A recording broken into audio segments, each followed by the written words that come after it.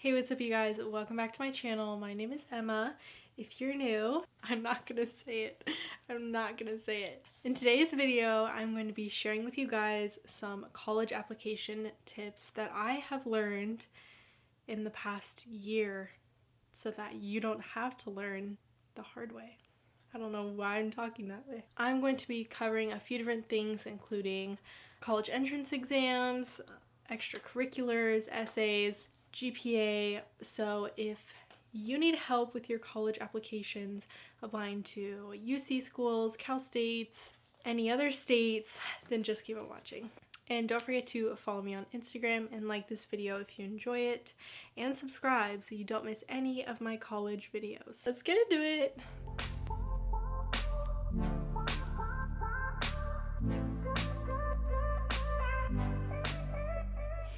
So starting out, I just wanted to quickly remind you guys, if you've been here before or if you're new, I'm going to the University of California at Davis, and I did apply to 22 universities. Now I have a whole video dedicated to explaining like where I applied and my reactions to my decisions. So I'll link that video up here, as well as my stats and application information. So I will put both of those up here or down in the description so you can see those and get a little bit more information on my application. This video, however, is going to be focused on application tips and advice that I learned when applying to all 22 schools. So just a reminder, 22 is a lot of schools, and I got a lot of comments that were like, that's so unrealistic. Why did you do that? And I actually say in the video that it was more for entertainment purposes because YouTube is one of my jobs now. And I knew that it would be more exciting and it would get more traction if I applied to more schools. That's why I did it. And also I had no idea where I wanted to go, so I wanted a ton of options, and that is what I got. There's just too many to name, but I applied East Coast, West Coast, Midwest, Cal States, UCs, Ivy League, private, public, like literally every kind of college you can think of I applied to. I know more than I will ever need to know, I think. Yeah. My first piece of advice is to make a list of the colleges that you're thinking of applying to. Now, I had zero idea where I wanted to go. I went into Common App and I created my account. I created a UC app account, a Cal State account. So for each of these different application sites, you need to create an account, and then you will add your colleges that you're applying to into the different sites, and it will tell you how far you are in the process of applying. Before you go online, get a piece of paper, write down any colleges that you're thinking of applying to, and really think about, can I see myself going here and why I like this school? Because if you don't, you will end up like me and you will apply to nearly 25 schools, and that makes it really hard to figure out where you want to go. Maybe narrow it down to like 10. But this is just to save you time overall. You can do whatever you want at the end of the day, do what's best for you. This is just my opinion. Try to narrow it down a little bit more. It will cause much less stress and it will save you a ton of money. So that's my first tip, is to write down all the schools you're thinking of applying to and maybe knock a few off that you can't really see yourself going to and you're like, why am I applying here? Next piece of advice is to get your scores up. I think test taking was kind of the first step I took towards college applications. I took my first ACT when I was a freshman, and I took it 4 more times. I took it like 5 or 6 times, I remember the exact number. But I would say to definitely take an ACT and an SAT, see which one you're more accustomed to, which one you like better, and then take it as many times as you want, as many times as you need. Get your scores up as much as possible. I didn't do any like tutoring or classes or anything, but I'm sure it would have benefited me. Oh well, do what you want. Get your scores up as much as you can. That's my advice. And also find the best test for you. I know a lot of people think that the ACT is for more math science people and the SAT is more like reading, but honestly, I think you can succeed at either one. It's just more of like time. The ACT is much faster, and the SAT, I know you have a lot more time to think about your answers. It's really up to you, but I recommend taking both and just seeing which one you like more, so that way you don't rule out any one test. Like, I didn't take the SAT. I wish I would have, because my scores may have been more competitive if I took the SAT. I don't know. I never will. So that's my advice. My next tip is probably my biggest piece of advice that I wish I would have done, and that is to write your essays in the summer before your senior year. This would have saved me so much time, so much stress and anxiety, and I think I honestly would have had better essays. I know it's a tad late for me to tell you guys this if you're already a senior, but if you're a junior or a sophomore and you're like super eager to do your college stuff, write your essays as soon as you can, because then you'll have more time to edit, more people will read them and give advice, and you'll just feel less stress.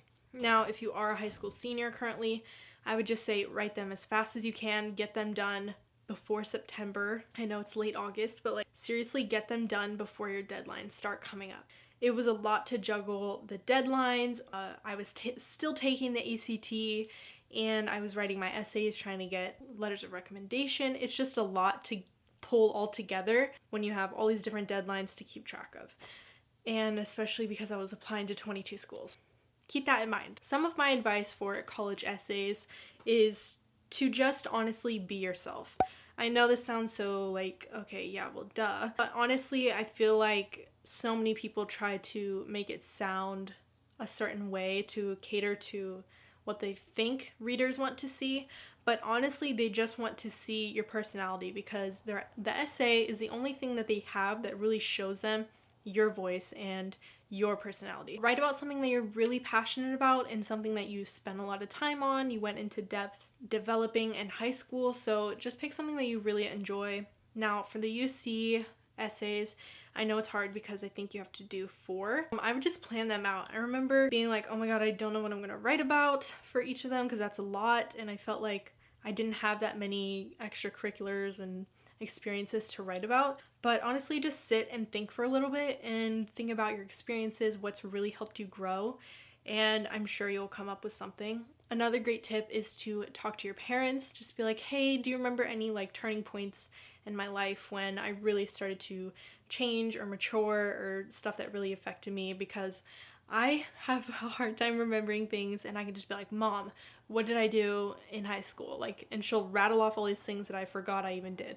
So use your parents, use your friends, your family as resources to remind you of all the amazing things you've done, because I promise you have. Just be genuine, because they will see through disingenuine essays. If you're having somebody else write your essay for you, basically, like you're paying somebody, they're gonna see right through it. It's just how it happens. So just try to be authentic and pick specific examples of times when something really affected you or helped you grow in a way that you have never been the same from. Also, another tip to save time is to take maybe like your personal statement from the Common App and alter it to create one of your UC essays, or to apply to a different personal statement, because most of the time the prompts are very similar. It's just different word counts and stuff, so you can just tweak it, make it longer, make it shorter, and I'm sure you can reuse the same essay multiple times, which I did, and it saved time. Now on to extracurriculars. My next piece of advice is to focus on specific extracurriculars. Now, I know that your immediate reaction is to tell them all of the things you did in great depth and have all these examples.